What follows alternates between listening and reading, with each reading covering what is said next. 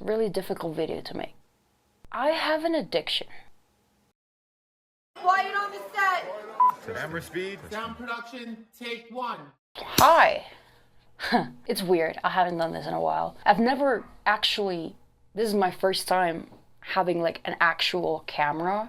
It's always my phone. So I have like a big lens in front of me and then the little camera screen by the side. So if I look this way, it's because I'm looking at myself. So this was a really hard video to make.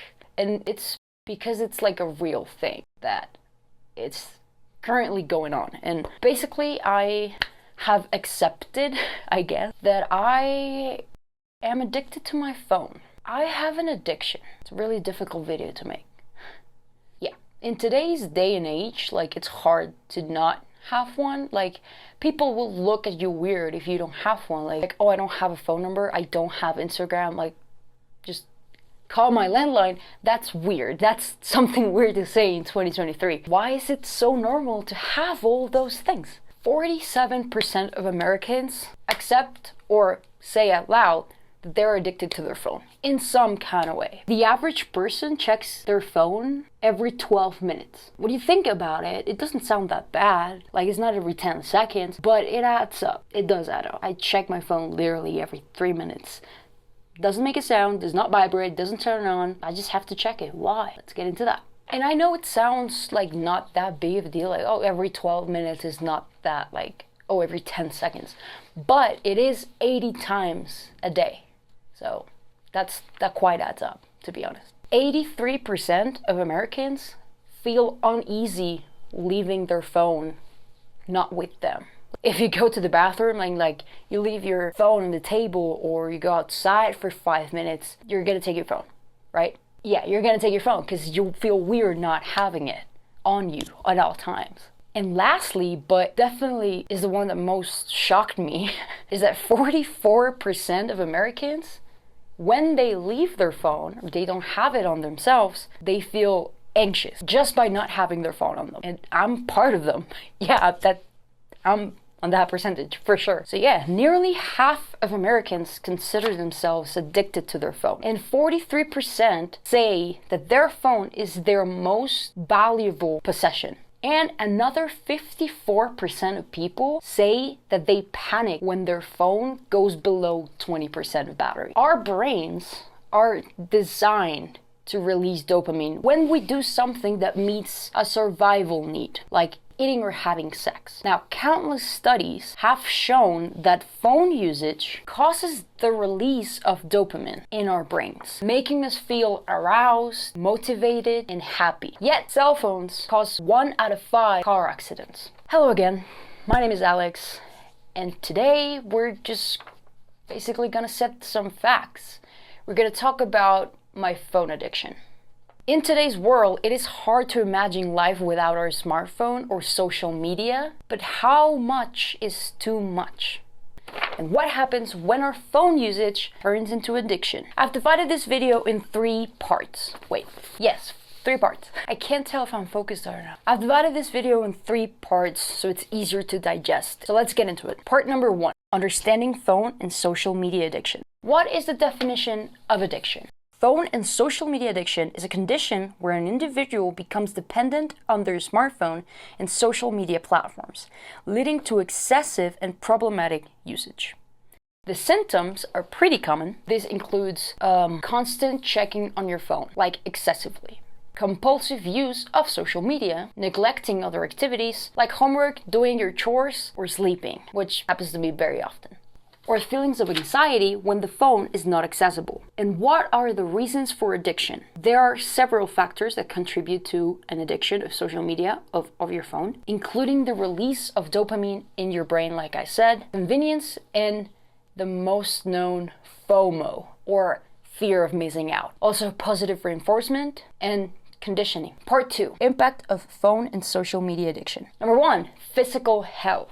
Excessive phone usage could lead to eye strain, neck and back pain, which I suffered of those already, so it just adds up. And connected with the latter, bad posture. Number 2, mental health. And I think one of the most important. Social media addiction can lead to feelings of anxiety, depression, and can decrease self-esteem, as well as decreased face-to-face communication skills. Number 3, relationships.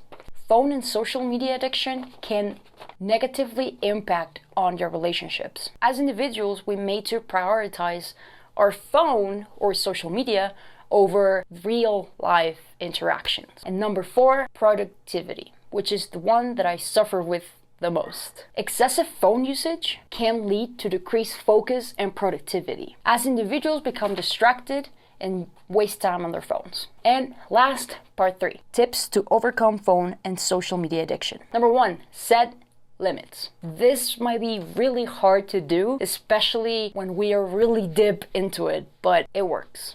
If you set your mind to it and just look in the mirror and say like, I need to stop, and believe me, it's hard. I know, I've been through it. This is probably the most important object in my life, for sure, no doubt. No doubt. Because it's just so pretty.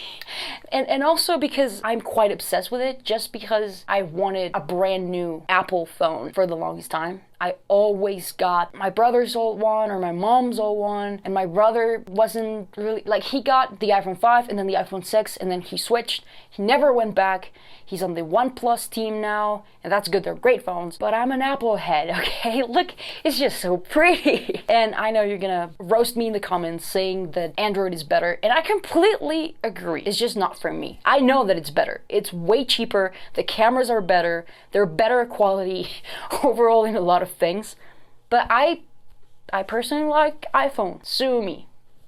So I got this with my hard-earned money last summer, and this is my baby. It's just mine, you know. But yeah, I get it. You want to hold it all the time. You want to be with it. You want to sleep with it.